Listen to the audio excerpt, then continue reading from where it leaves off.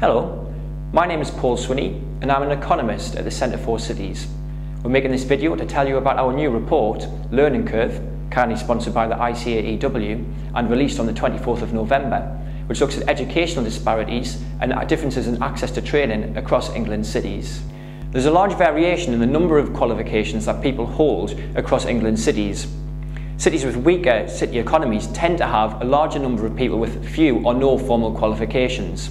For example, in Blackburn and in Barnsley, around about 1 in 3 people have no higher qualification than 5 grades D to G at GCSE or equivalent.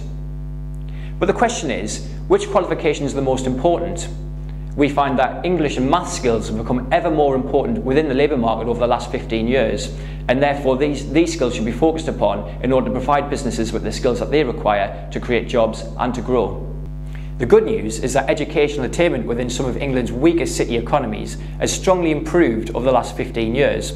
Where there was a big gap between some of England's strongest cities and weakest cities in 1997 for a number of pupils attaining 5A Start to C at GCSE, we see that in 2010 this gap had completely closed. However, this is not the case when we look at the number of people attaining 5A Start to C, including maths and English.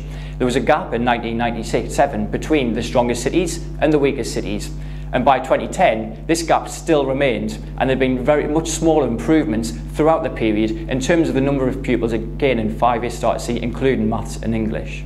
Of course, schools are only part of the overall skills provision within city economies.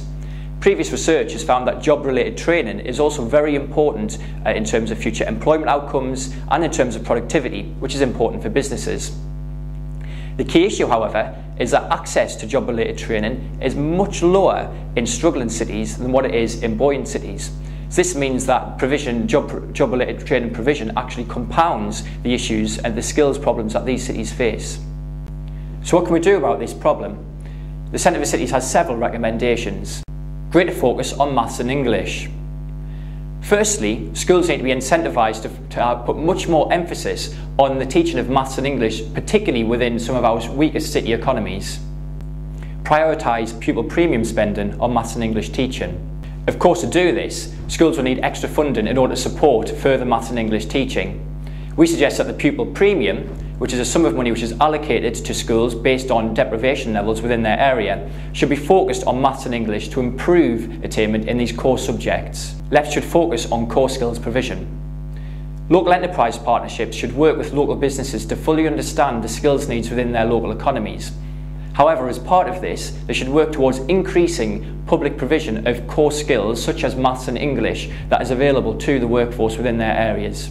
For more information, please see our website at www.centreforcities.org, where you can download our new report, Learning Curve.